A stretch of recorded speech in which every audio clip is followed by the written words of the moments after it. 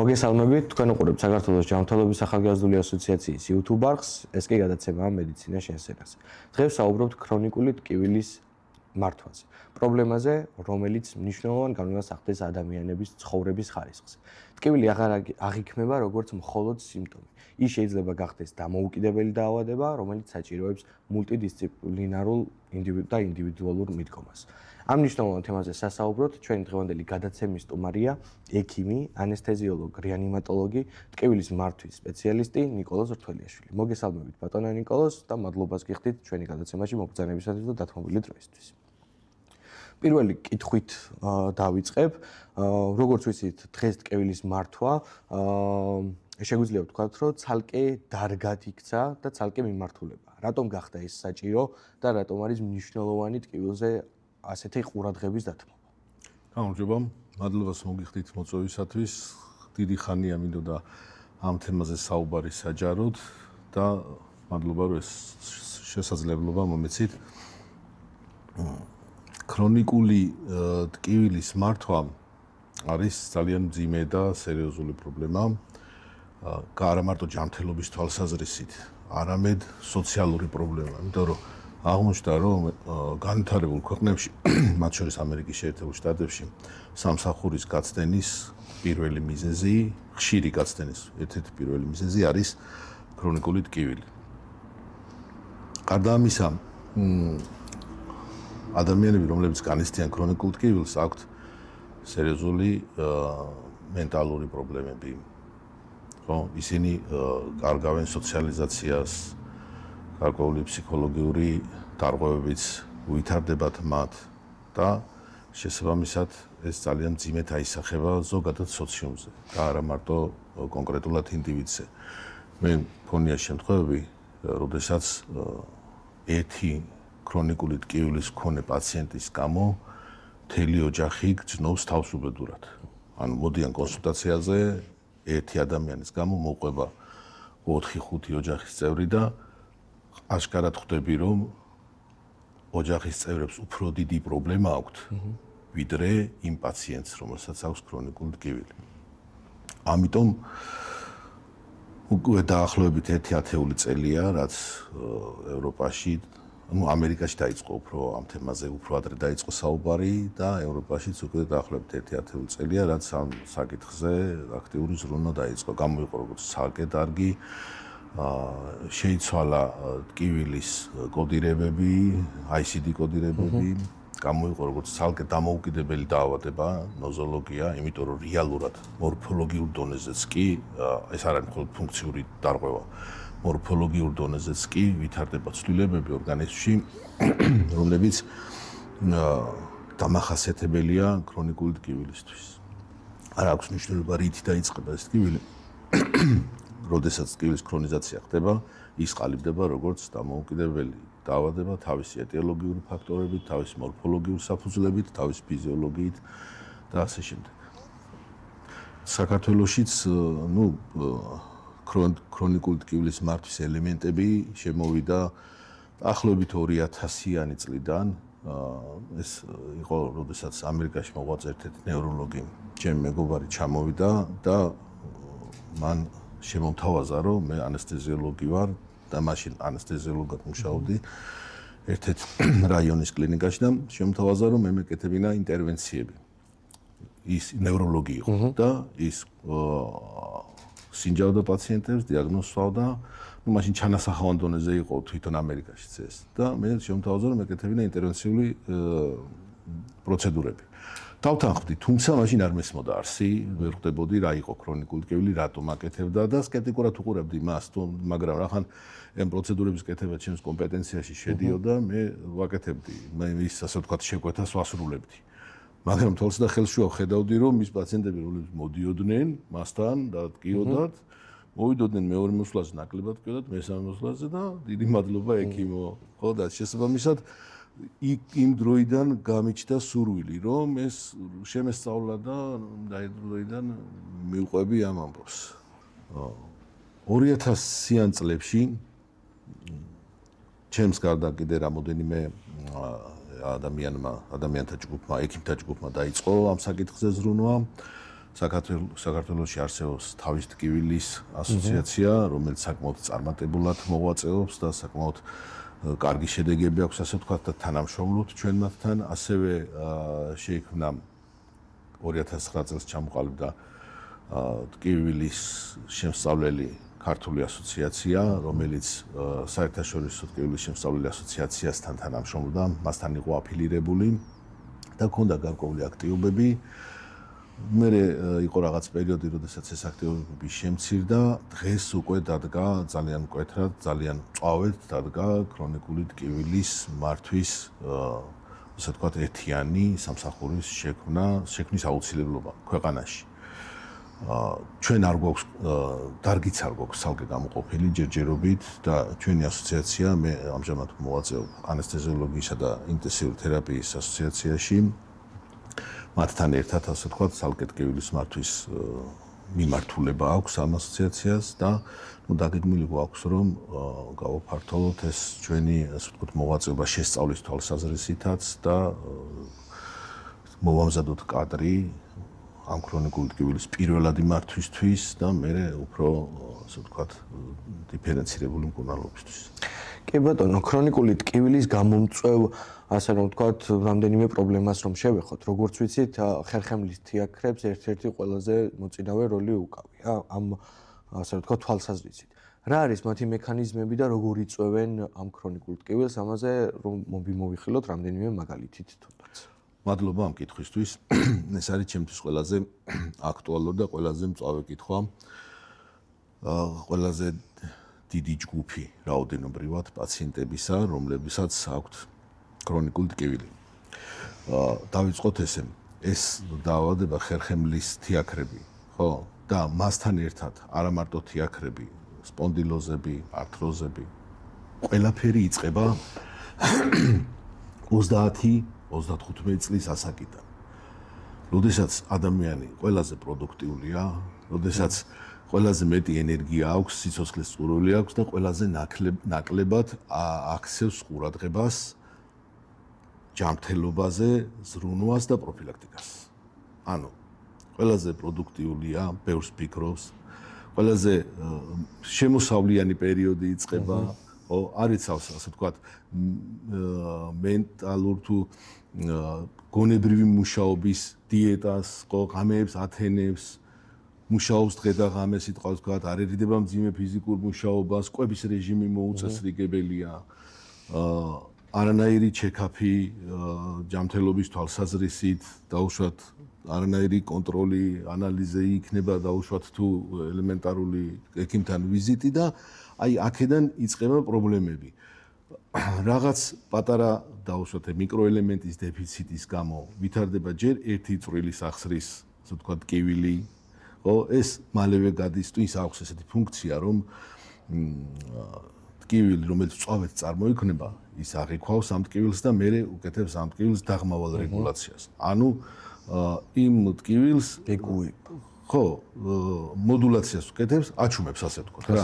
გასაგებია, ეტყვის, გასაგებია, ეხლა შეგიძლია მშვიდად იყო და იმ ტკივილს აჩუმებს. ესე დაუშვათ ამ ასაკში უცბად წამოწკივდება წელი, მაგრამ გადაუვლის, უცბად წამოწკივდება მუხლი, მაგრამ გადაუვლის, იმიტომ რომ დატვირთული ცხოვრება, იმიტომ რომ წარმატებებით მიდის და არ აქცევს ყურადღებას და აი ესე ნელა-ნელა ნაბიჯ-ნაბიჯ თითო-თითო წვრილი სახსრების პატარ-პატარა დაზიანებები წლების განმავლობაში გროვდება მეტაბოლური დარღვევები, რომლებიც აისახება ძვალსახსროვან სისტემის ფუნქციონირებაზე. ვითარდება დეგენერაციული ცვლილებები, იმიტომ რომ იყო კალციუმის დეფიციტი, დაუშვათ ფარისებური ჯირკვლის ჰორმონების ფარული დისბალანსი, ან ფარისებრახლო ჯირკვლების და ასე შემდეგ. ანუ რაიმე ენდოკრინული პატარ-პატარა დისბალანსი მიმდინარეობს და ეს აისახება უკვე როდესაც მივიდნენ 50 წლის ასაკამდე, პირობითად ვიძახი 50 წლის ასაკს, ნუ ვარირებს ეს ასაკი, მერე უკვე იწყება შედარებით ხანგრძლივი ტკივილები. აი თუ კეთილგონიერება აღმოჩნდება და მაგ ასაკში მივა და ჩაიტარებს, ასე ვთქვათ, კონტროლს და ჩეკაპს და ნახავს, რომ რაღაცა დეფიციტი აქვს, რაღაცა ნაკლებობა აქვს, რაღაცის მეტობა აქვს, ხო, ეგეც კარგია. თუმცა საქართველოში მაგის კულტურა სამწუხაროდ დღევანდელ დღეს ნაკლებად არის და უკვე 60 წელს მიახლოებული ადამიანები მოდიან უკვე გაქრონიკულებული ტკივილით და უკვე ისეთი მძიმე დაზიანებებით, როგორც არის ხერხემლის დეფორმაცია, უკვე ზulis დეფორმაცია, სახსრების დეფორმაცია, ცხტილების, სასახსრე ზედაპირების ცხტილების დეგენერაცია და ასე შემდეგ.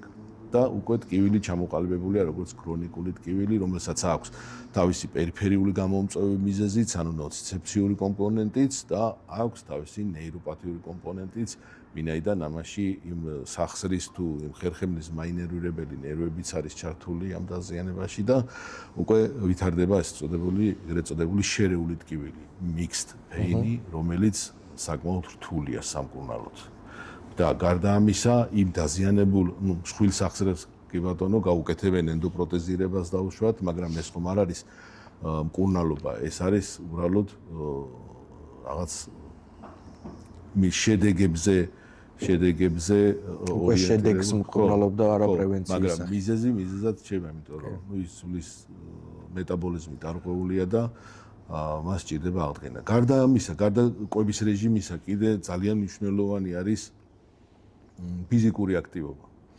აი იმ ასაკში, როდესაც მე ვთქვი, რომ ეს პრობლემები იწყება, იმ ასაკში ძალიან ხშირად მეტი პირველი პრობლემა, რომ ჯდომით მეტი ფიზიკური აქტივობიდან ადამიანები გადადიან ნაკლებ ფიზიკურ აქტივობაზე და მეტ მენტალურ მუშაობაზე. ნაწილი ადამიანების. მაგალითად, იწყებენ მუშაობას ოფისში, დაუშვათ, სადაც უფრო კარგი სამსახურია, სადაც უფრო შემოსავლიანია, სადაც უფრო მეტი გონებრივი მუშაობა საჭირო, მე ხამემდე მუშაობენ, დაღლილები მივლენ სახლში, კვებით რეჟიმი უკვე თქვით რომ დარღვეულია, ხო, დაიძინებენ და ფიზიკური აქტივობა ამოვარდება. ფიზიკური აქტივობის გარეშე ზulis მეტაბოლიზმი, სულ რომ ყველაფერი ენდოკრინულად წესრიგში იყოს, ფიზიკური აქტივობის გარეშე ზulis ნივთიერებათა ცვლა ძალიან ცუდად წარიმართება.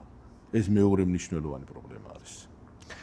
ხანდახანს ასაკში, ასევე რადგან ძვალ შევეხეთ, ხშირად გვხვდება, რომ აქვს პაციენტს აღენიშნება ტკივილის სახსრების არეში. ამ შემთხვევაში როგორია თქვენი მიდგომა, როგორ მკურნალობთ ამ ტკივილს და რა როლი აქვს ინექციურ თერაპიას, როგორც ვიცით, კორტიკოსტეროიდები და სხვა მედიკამენტები შეგვყავს თვითონ სახსრებში და შიგნით სახსარში. ამიტომ რა როლი აქვს ამ ყველაფერს ამ ინექციურ თერაპიას და თქვენი ასე ვთქვათ მიდგომა როგორ გამოიხატება ამ შემთხვევაში? მოგახსენებთ სახსრების დაავადება, იმ არსებულ პრობლემის გაგრძელება, რაზეც ჰქონდა საუბარი, ეს არის ქრონიკული შერეული ტკივილი.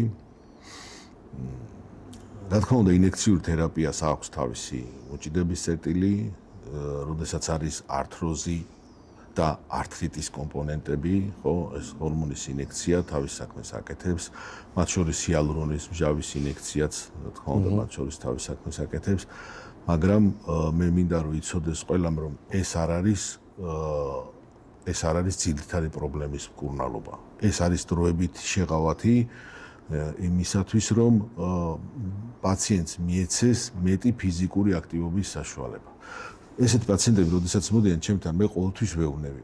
პირველ რიგში, ნებისმიერ შემთხვევაში, თუ არ ყოფილა ენდოკრინოლოგთან, უნდა დაგეგმოს ვიზიტი ენდოკრინოლოგთან და უნდა ჩაიტაროს სრული ენდოკრინული ჩეკაპი, ზulis მეტაბოლიზმის შეფასების მიზნით და თუ რაიმეს დეფიციტი აქვს, ეს დეფიციტი უნდა შეივსოს. თუ რაიმეს დარღვევა აქვს, ეს დარღვევა უნდა გასწორდეს. მეორე ყველაზე მნიშვნელოვანი პრობლემა, ეს არის ჭარბიწონა. ჭარბიწონაც არა მარტო საქართველოს პრობლემაა, მინდოდა მე თქვა რომ მარტო საქართველოს, მაგრამ არ არის მარტო საქართველოსი, მე გავხდით გერმანიაში, გავხდით კორეაში, ამერიკაში, ყველგან არის და მინდა გითხრათ რომ არც ისეთი ნაკლები პროცენტით როგორც მეგონა. ჭარბიწონა სერიოზული პრობლემაა და მაგას ძალიან მნიშვნელოვანი ყურადღება ჭირდება, იმიტომ რომ ძვალი არ არის გათვლილი იმ სიმძიმის ტარებაზე, რა რეგულარულად ტარებაზე, რა სიმძიმეც მას აწვევა ჭარბიწონის შემთხვევაში. ძალიან ხშირად 20-25 ჭარბიწონა კილო, 20-25 კილო ჭარბიწონა არის იმის ეკვივალენტი, რომ ის რეგულარულად ძალიან იმის სახსრები რეგულარულად ძალიან დიდ დატვირთვას იღებს. მე ცუდად აისახება რა თქმა უნდა ჯანმრთელობას. ინექციურ თერაპიებსაც შევეხეთ და მინდა ასეთი კითხვა დაგისვათ. რა ფაქტორები განსაზღვრავს, რომელი მედიკამენტით ან რომელი მეთოდით უკეთესი იქნება კონკრეტული პაციენტისთვის და ეფექტური იქნება მკურნალობა? ინექციური თერაპია ეს უფრო არის რა ქვია, უფრო ფართომცნება, ანუ ბევრ რამეს მოიცავს რა. ანუ მაგას ქვია ინტერვენციული მიდგომა, ინტერვენციული თერაპია. პირველი ჰორმონის ინექციას ყველაზე მარტივი საკითხია და თავისი პატარა ადგილი უკავია, მათ შორის ჰიალურონის ინექციაც, ეს ეპიდურულ სივრცეში იქნება დაუშვათ თუ მალთაშუა სახსრებში, ფასეტებში, თუ მსხვილ სახსრებში, არ აქვს მნიშვნელობა. მეორე ინტერვენციებიდან მეორე ყველაზე მნიშვნელოვანი საკითხი არის სახსრის მაინერვილებელ ნერვებზე რადიოსიხშირული ან კრიო ზემოქმედება. ანუ ამ სენსორული ნერვების რადიოსიხშირული ან კრიო დესტრუქცია. ეს არის სენსორული ნერვები, ეს არის ისეთი ნერვები, რომლებიც არ მონაწილეობენ მოძრაობაში, შესაბამისად მამ ნერვების დაზიანებით, დაწვით არ მიადგება პაციენტის მოძრაობას რაიმე ზიანი და ტკივილს შეამცირებს. კიდევ ერთხელ ვიმეორებ, არც ერთი ინტერვენციული პროცედურა არ ცვლის ფიზიკურ აქტივობას, არ ცვლის გიმნასტიკას, არ ცვლის, ასე ვთქვათ, კინეზოთერაპიას, მაგრამ აძლევს მნიშვნელოვან შეღავათს იმისათვის, რომ პაციენტის ტკივილი შეუმცირდეს და უფრო მეტად აქტიური გახდეს. კი ბატონო, თქვენ ახსენეთ ფიზიკური აქტივობა მნიშვნელოვანია, რომ არ ჩამოყალიბდეს ტკივილი და, რა თქმა უნდა, ჯანმრთელობისთვის ძალიან მნიშვნელოვანი. რა როლი აქვს კონკრეტულად, ასე რომ ვთქვათ, რატომ გვაცილებს ტკივილს, თუნდაც სახსრების ტკივილს ან წერის ტკივილს ფიზიკური აქტივობა და რა მექანიზმი აქვს ამ ყველაფერს? კეთილი. აი, პაციენტებისთვის, ადამიანებისთვის, არაპროფესიონალებისთვის გასაგებ ენაზე რომ თქვა, სულ ჯანმრთელი სახსარი, რომ ერთი თვით გავაჩეროთ, ის სახსარი დაიწყებს ესე ხალხურ ენაზე ვიტყვი ჩაკეტვას. ანუ შეიზღუდება მისი მოძრაობის სიფართე, ამპლიტუდა და შემდგომ ამ სახსრის მოძრაობის გაფართოება გამოიწვევს ტკივილს. იგივე ხერხემალში, ხერხემალი არის 3D, ანუ სამგანზომილებიანი სახსარი რა. მას აქვს ყველა მიმართულებით მოძრაობის საშუალება, აქ განსაკუთრებით ძალიან მნიშვნელოვანი არის ატლანტკეპის სახსარი, რომელზეც ცალკე დარგი არის ხოლმე ფიზიო და რეაბილიტაციურ თერაპიაში ჩამოყალიბებული. ატლანტკეპის სახსარზე მომუშავე რეაბილიტოლოგები განსაკუთრებით პოპულარულები არიან. ხო, მაგ შემთხვევაში, როდესაც რუტინული ცხოვრებით ცხოვრობს ადამიანი, ძირითადად ასრულებს რუტინულ მოძრაობებს ხერხემლით. სიტყვაზე ვთქვათ, წინ, უკან, მარჯვნივ, მარცხნივ. მაგრამ ყველაზე მეტად ზიანდება ის სახსრები, რომლებიც როტაციულ მოძრაობაში იღებენ მონაწილეობას. ანუ შეიძლება ადამიანი ფიზიკურად აქტიურია, ბევრს მუშაობს, სიმძიმეებს ეწევა და რო ვეთყვი მას, რომ შეუნდა ჩაატარო გიმნასტიკა, ის მეუბნება, აი კიდე გიმნასტიკა მინდა, ამდენს ფიზიკურად ვმუშაობ, მე არ არის ეგ მნიშვნელოვანი, რომ ფიზიკურად ვმუშაობ, შეიძლება მეტად აზიანებდეს მის ხერხემალს და მის სახსრებს. მნიშვნელოვანი არის, რომ მან ყველა სახსარი თავისი მიმართულებით დატვირთოს, ყველა სახსარი თავისი მიმართულებით ამოძრაოს, თუნდაც ერთი მალის ფასეტი. ერთ მალას აქვს ორი ფასეტი ზემოთ, ორი ფასეტი ქვემოთ. თუნდაც ერთი მალის ფასეტები რო იყოს ტკივნეული, ძალიან ძლიერი ტკივილს იწვევს. ერთი პატარა ფასეტის დაზიანებაც კი ძალიან ძლიერ ტკივილს იწვევს. აი ხშირი არის ხოლმე ნეკნისა და მკერდისძვლის შესახსრების ერთი შესახსრების ტკივილი რა და იმდენად დისკომფორტი აქვს ადამიანს, რომ მაგ დროს რომ დესოციალიზდება და ურთიერთობაც გაძნელებულია მასთან, ღირად სამსახურში ყურადღება აკლია და ასე შემდეგ. ამ შემთხვევაში, ხო, როდესაც წავით ჩამოყალიბდა ეს პრობლემა, რა თქმა უნდა, ფიზიკური აქტივობა, ფიზიკური დატვირთვა და ინექცია მაგალითად საერთოდ მოაშორებს ამ პრობლემას. მნიშვნელოვანია ასევე ვახსენოთ შაკიკი და სამწვერვალო ნერვის ნევრალგიები. რა დიაგნოსტიკური და სამკურნალო მეთოდები არსებობს დღესდღეობით ამ პრობლემებთან ბრძოლაში? შაკიკი არის რთული ტკივილის რთული სახეა. ეს ეგრეთ წოდებული ნოციპლასტიური ტკივილის სახეა. ძალიან ხშირად მისი გამოწვევის მიზეზი არ არის ცნობილი ხშირ შემთხვევაში, თუმცა არის ისეთი ტიპის ტკივილი, როდესაც გარკვეული ნერვი მონაწილეობს ამის დაზიანებაში, ამ ტკივილის ფორმირებაში უკაცრავად. რა თქმა უნდა, შაკიკის მკურნალობა უნდა დაიწყოს ნევროლოგმა, იმიტომ რომ მას სჭირდება პირველადი გამოკვლევები, საბაზისო მკურნალობა მედიკამენტებით, არის ძალიან კარგად დამუშავებული და თვისებული გაიდლაინი ამ შაკიკის მედიკამენტურ თერაპიაში. აი მაშინ, როდესაც ყველა მედიკამენტური თერაპიის მიუხედავად ტკივილები მაინც გრძელდება, ან როდესაც იკვეთება ამ ტკივილის ფორმირებაში რომელიმე კონკრეტული ქალას სარქლის სკალპის რომელიმე ნერვის მონაწილეობა, მაშინ ვერთვებით ინტერვენციონისტები და მაშინ ვაკეთებთ ხოლმე ეგრეთ წოდებულ სამკურნალო სადიაგნოსტიკო ბლოკადას. შაკიკის ანუ თავის ტკივილის უпроსტად ესე ვთქვათ, იმიტომ რომ იქ დიაგნოზებში კიდე დიფერენცირებაა. ვაკეთებთ სამკურნალო სადიაგნოსტიკო ბლოკადას. მაგალითად, კეფის დიდი ნერვის სამკურნალო სადიაგნოსტიკო ბლოკადის შემთხვევაში ტკივილის მომენტში თუ ამ ნერვის ლოკალური ანესთეტიკით ინექციის შემთხვევაში ტკივილმა იკლო ან ტკივილმა გაიარა, ეს გვაძლევს იმის საშუალებას, რომ ჩვენ შემდგომი ზემოქმედება უნდა გავაგრძელოთ ამ ნერვზე. აქვე შედის შემდგომში ამ ნერვის გარშემო ინექცია ჰორმონის, შესაძლებელია იყოს ნეირომოდულაცია, ძალიან ხშირად ამ ნერვების დემიელინიზაცია ხდება გარკვეულ ადგილში მისი მექანიკური დაზიანების გამო და ამ დემიელინიზაციას ჯერ ჰორმონის ინექცია, მერე ნეირომოდულაცია და თუ მაინც ტკივილი გრძელდება, მერე კრიოთერაპიას უკეთებთ ხოლმე და ამ კრიოდესტრუქციის შემდეგ ეს კომპონენტი ამოარდება და ტკივილი შემცირდება. კიდევ ერთხელ ვიმეორებ, ეს არ არის საბოლოო მკურნალობა, რომ ეს გავაკეთეთ და შემორჩა, მას შაკიკი მოურჩა. ის პაციენტი აუცილებლად იმყოფება ნევროლოგის მეთვალყურეობის ქვეშ. აი მე სადაც ვმუშაობ ჩვენ კლინიკაში არის მულტიდისციპლინური ჯგუფი. მარტო ჩემთან არ მოდის პაციენტი. მოდის ნევროლოგთან, ნევროლოგი სვავს დიაგნოზს, იწყებს საბაზისო მკურნალობას, მე თუ საჭიროდ თulis მე ვაკეთებ ინტერვენციულ პროცედურებს, მათ შორის ბოტოქსის ინექციას, მათ შორის ნეირომოდულაციას, კრიოთერაპიას და ასე შემდეგ. და აი ამ ყველაფრის მერე რეგულარულად იმყოფება ნევროლოგის მეთვალყურეობის ქვეშ და მიზანი არის ის, რომ შეტევები ქონდეს რაც შეიძლება იშვიათი და შეტევის ინტენსივობა იყოს რაც შეიძლება ნაკლები. კი ბატონო. ის რომ გავაკეთოთ და всё მას შაკიკი მოურჩა და აღარ სტკივა, ესეთი და აღარ დასჭირდება ექიმთან მისვლა ამ თემაზე, ესეთი რამე სამწუხაროდ ჯერჯერობით არის. რამდენად ხშირად არის ქრონიკული ტკივილის უკან ფსიქოსომატური კომპონენტი და როგორ მუშაობთ ასეთი ტიპის პაციენტებთან? ძალიან საინტერესო კითხვა არის. როგორც თავიდან აღვნიშნეთ,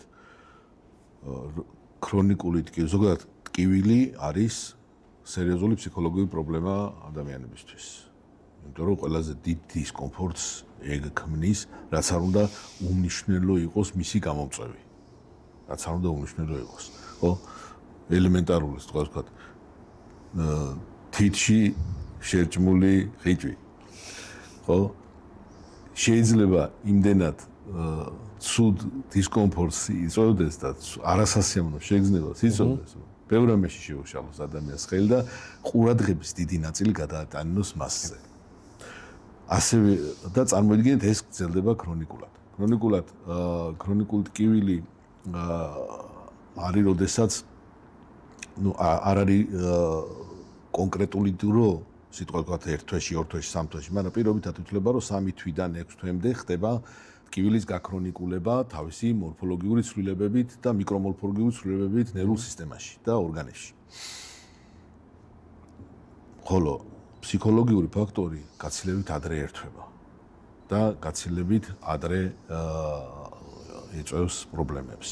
რა თქმა უნდა, ძალიან მნიშვნელოვანი არის ქრონიკული ტკივილის მკურნალობაში ევროპაშიც, ამერიკაშიც, აზიაშიც აუცილებელ მანდატორული წესით მონაწილეობს ფსიქოლოგი. ფსიქოლოგი, რომელიც სპეციალურად მომზადებული არის ქრონიკული ტკივილის პაციენტებისთვის.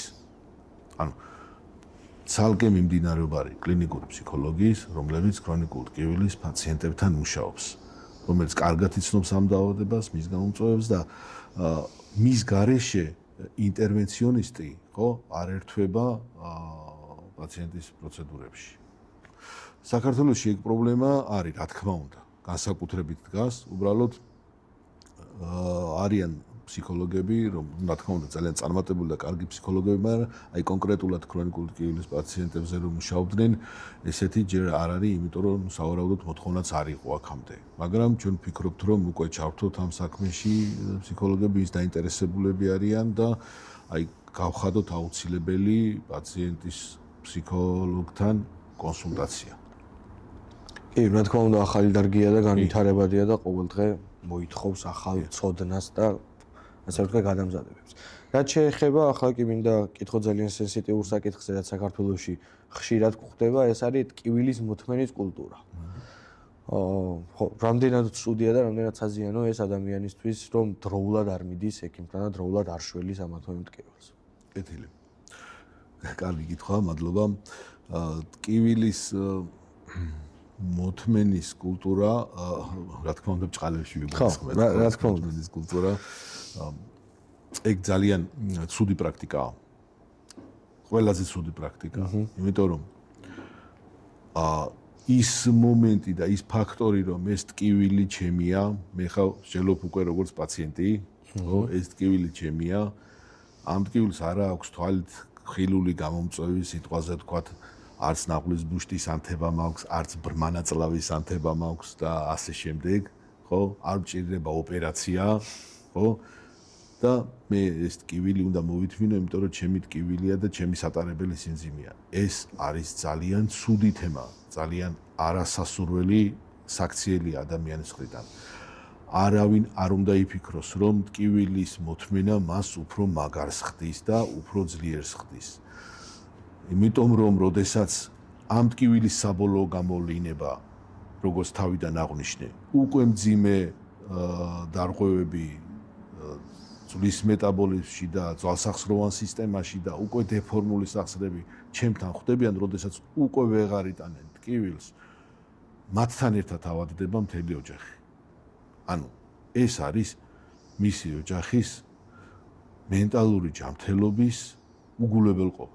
რაღაც ეტაპზე მას აუცილებლად გაუწვავდება პრობლემა, რაღაც ეტაპზე აუცილებლად ეს პრობლემა გამოიწვევს გარშემოყოფიდან ურთიერთობის დარღვევას, იმიტომ რომ არ გამიგოთ ცუდად, მაგრამ არავის არ აქვს სურვილი, რომ მისი ოჯახის წევრს მუდმივად რაღაცა ტკიოდეს, მუდმივად უწუნებდეს და მუდმივად მის ტკივილის მოსმენა უნდოდეს. ყველას გვინდა რომ ჩვენი ოჯახის წევრი იყოს ჯანმრთელი, იყოს მხიარული, ხალისიანი და არასოდეს არ ჩაგვიგდოს წვეულება. იმის გამო რომ მას წელის ტკივა. ანუ მე ჩემი პოზიციიდან ვშელობ, მე თვითონაც წელი ტკივა, ქრონიკული ტკივილი მაქვს და ჩემ თავს ასე ვთქვათ ვკურნალობ, ხო? და მე ვამჩნევ ჩემი პრობლემის გამო, ჩემი ოჯახის წევრები როგორ იტანჯებიან, ხო? მე თუ არ ვიზრუნე იმაზე, რომ დღეს, როდესაც დამეწყო ტკივილი, როდესაც პირველი ტკივილის მომენტი მქონდა, არ მოვირჩინე ეს პრობლემა არ მოვიშორე, ხო? რაღაც გარკვეულ სახში აუცილებლად გამომწვავდება და არ არის მარტო საკუთარი თავის სიძლიერეზე ლაპარაკი არის, რომ ოჯახის წევრებზე იზრუნო და მათ კონდეთ უფრო კარგი განწყობა და ურთიერთობა. რა თქმა უნდა. როგორც ვიცით, თქვენ იყოფებოდით გერმანიაში ვიზიტით, სასწავლო ვიზიტით, ასე დავარქვათ, რა გამოცდილება ჩამოიტანეთ და რა მოგცეთ ამ ვიზიტმა თქვენი კოლეგების, გერმანელი კოლეგების მიერ რა ხდება საქართველოს ფარგლებს გარეთ ამ ტკივილის მართვის ასპექტით და საჭიროა თუ არა საქართველოში გაუმჯობესება და დახვეწა, რა თქმა უნდა. მადლობა. რა თქმა უნდა, ეს ჩემთვის იყო ერთთვიანი ვიზიტი ჩემთვის იყო პროფესიული შოკი. იმიტომ რომ აბსოლუტურად სხვა თვალით დაუწყე ყურება, მე შევხედე აბსოლუტურად სხვა თვალით შევხედე მე პრობლემას. ზოგადად პრობლემას არ ვიძახი სუფთა სამედიცინო თვალსაზრისით.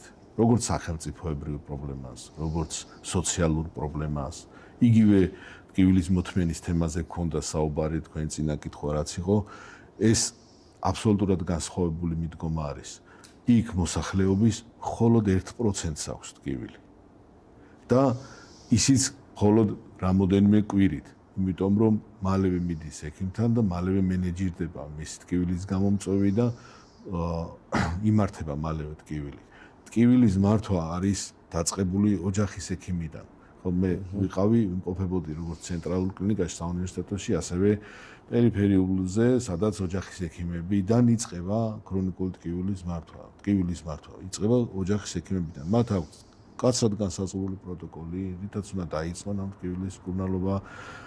შემდეგ ტკივილის გაგრძელების შემთხვევაში მე ეს გადამისამართდება უფრო რეფერირდება უფრო მაღალი დონის კლინიკაში, სადაც მეტი კვლევების საშუალება, მეტი ჩარეების საშუალება.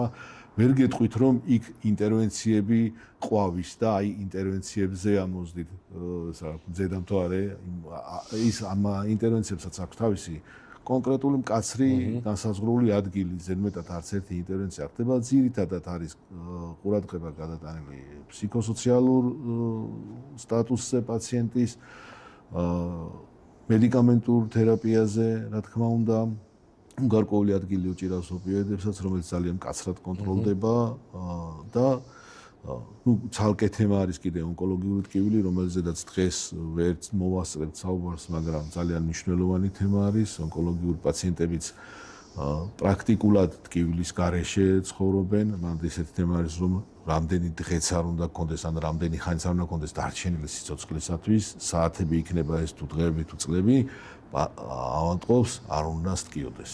ადამიანს არ უნდა სტკიოდეს. უნდა შეუმსუბუქოთ ის დრო, რაც აქვს და ეს არის საბაზისო კონცეფცია ტკივილის მართვის. ეს გინდა ონკოლოგიური პაციენტი იყოს, გინდა არაონკოლოგიური პაციენტი იყოს. რა თქმა უნდა, რაღაც გარკვეული მეთოდებიც იყო ჩემთვის ახალი, არამედ შორის არამედიკამენტური თერაპიის მეთოდები იყო ჩემთვის ახალი, მედიკამენტური თერაპიის მეთოდები, ინტერვენციებშიც რაც გარკვეული სიახლეები იყო, რამოდენიმე მეთოდი კიდეც ჩამოვიტანეთ ერთი მედიკამენტი უკვე შემოვიტანეთ საქართველოში, რომელთაც ძირითადად სახსრების და ნეიროპათიური ტკივილის მკურნალობა ხდება და აი ორშაბათიდან უკვე ვიწყებთ მაგ მეთოდის გამოყენებას, საკმაოდ ეფექტური მეთოდია, განსაკუთრებით ნეიროპათიური ტკივილების მკურნალობაში, მათ შორის ჰერპესული ნეიროპათიის, ჰერპესის შემდგომი ნეიროპათიის მკურნალობაში.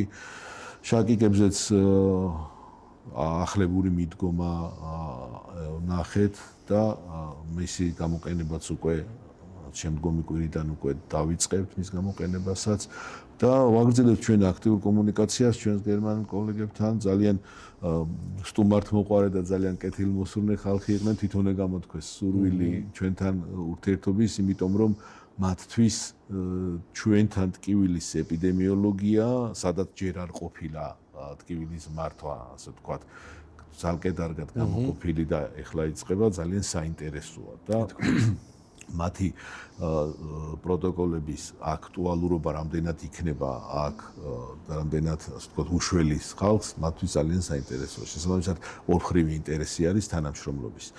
მე ერთ რამეს დავამატებ კიდე, არ იფიქროთ, რომ ტკივილის მართვა საქართველოში აქამდე არ იყო, იმიტომ რომ ექიმები, ნევროლოგები, ქირურგები, ორთოპედები ხო, რა თქმა უნდა, კითხულობენ, რა თქმა უნდა, ეცნობიან ლიტერატურას და მკურნალობდნენ თავის პაციენტებს აკადემიურად, რა თქმა უნდა, მათ შორის აკადემიურად.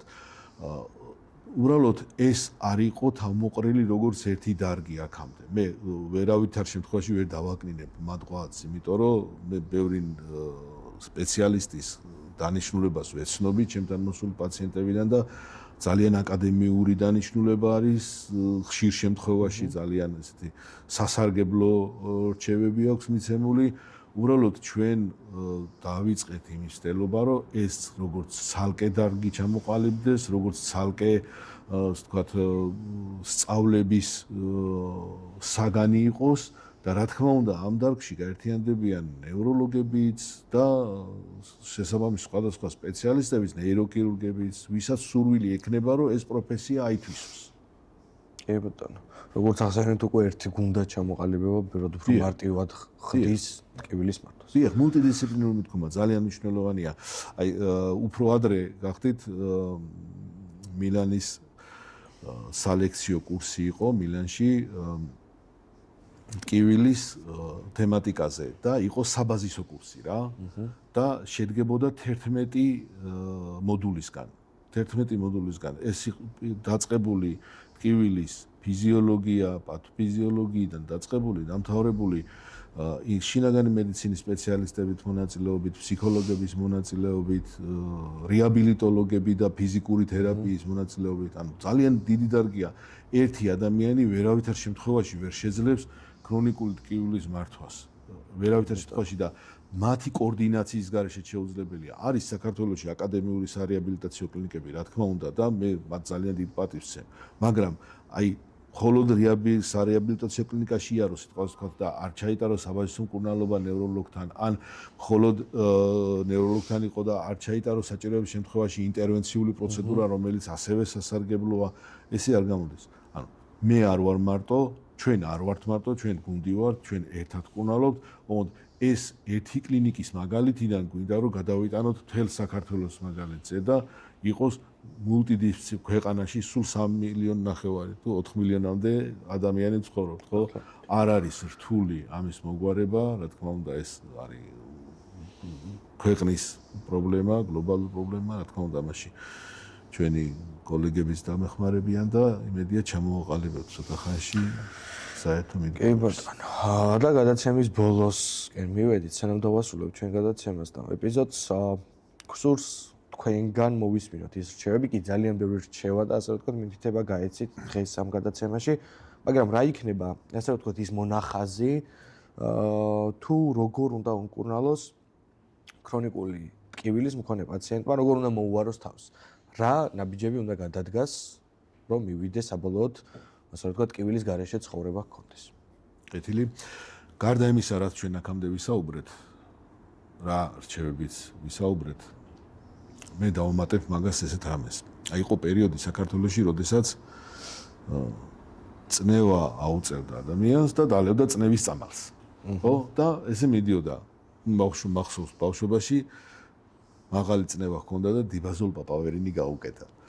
ეს ძალიან დიდი ძალისხმევა დასჭირდათ კარდიოვასკულურ სპეციალისტებს იმისთვის, რომ მიეღწიათ იმ დონეზე მიეღწიათ, რომ